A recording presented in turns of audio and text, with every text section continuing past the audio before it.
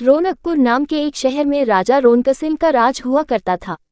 वो हमेशा अपनी प्रजा के हित में कार्य किया करते थे। वहां की प्रजा बहुत खुश रहती थी।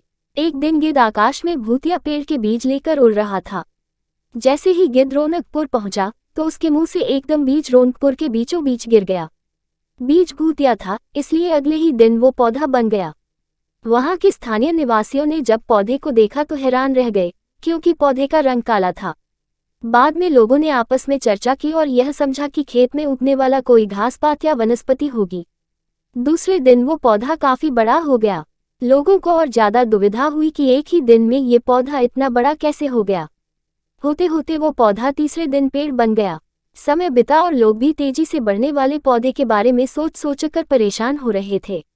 वो इस मामले को राजा के पास लेकर गए। ऐसे जादुई पौधे का पता चलते ही राजा तुरंत उस जगह पर पहुंच गए। राजा को जैसे ही पता चला कि एक काले रंग का पौधा 3 दिन में पेड़ बना है, तो वो भी उस पेड़ को हैरानी से देखने लगे।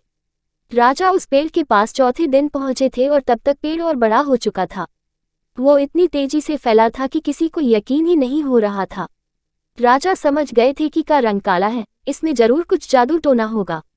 इसी सोच के साथ राजा ने घोषणा कर दी कि जो भी इस पेड़ को खत्म करेगा, उसे वो इनाम के तौर पर 1000 सोने के सिक्के देंगे। यही नहीं, राजा ने यहाँ तक कहा कि पेड़ को खत्म करने वाला व्यक्ति मेरी मृत्यु के बाद मेरी राजगद्दी पाने का हकदार भी बनेगा। इतनी बड़ी घोषणा सुनने के बाद हर कोई पेड़ खत्म करने के लिए अपना दिमाग लगाने लगा। राजा के सारे चतुर मंत्रियों ने भी तरकीब लगाए, लेकिन पेड़ को कोई भी नष्ट नहीं कर पाया। किसी ने पेड़ के आसपास आग लगवाई तो एक मंत्री ने उस भूतिया पेड़ को हाथियों तक से खींचवाया, लेकिन पेड़ को कुछ भी न हुआ। अब लोगों के मन में डर बैठ गया और उन्हें लगा कि पक्का यह ऐसा वैसा नहीं, बल्कि भूतिया पेड़ है।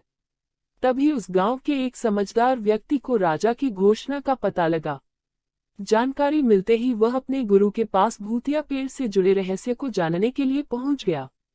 गुरुजी ने अपनी ध्यान की शक्ति को एकत्र करके देखा और उससे पूछा, क्या तुम पेड़ को खत्म करना चाहते हो? समझदार व्यक्ति ने जवाब दिया, हाँ गुरुजी। सब उससे परेशान हैं। गुरुजी ने बताया कि उसे खत्म करने का एक ही तरीका है।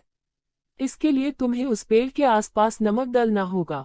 इस तरकीब के बारे में जानते ही वो व्यक्ति तेजी से राजा के पास गया और कहा कि इस पेड़ के आसपास आपको नमक डलवाना होगा। ऐसा करने पर ही यह पेड़ खत्म होगा। राजा ने अपने सैनिकों को ठीक ऐसा ही करने को कहा। सैनिकों ने मिलकर पेड़ के चारों ओर खूब सारा नमक डाल दिया। नमक डालने के एक दिन बाद ही पेड़ का आकार कुछ कम हुआ। होते होते 5वें दिन तक पेड़ एकदम छोटा हो गया। उसके बाद गलकर वो गायब ही हो गया। उस व्यक्ति की तरकीब काम कर गई और राजा ने खुश होकर उसे इनाम की 1000 सोने की मोहर पहले दी। उसके बाद एक पत्र दिया, जिसमें लिखा था कि वो राजा के मरने के बाद उनकी गद्दी को संभालेगा। वो समझदार व्यक्ति खुश होकर अपने घर चला गया। कहानी से सीख, ऐसी कोई मुसीबत नहीं होती,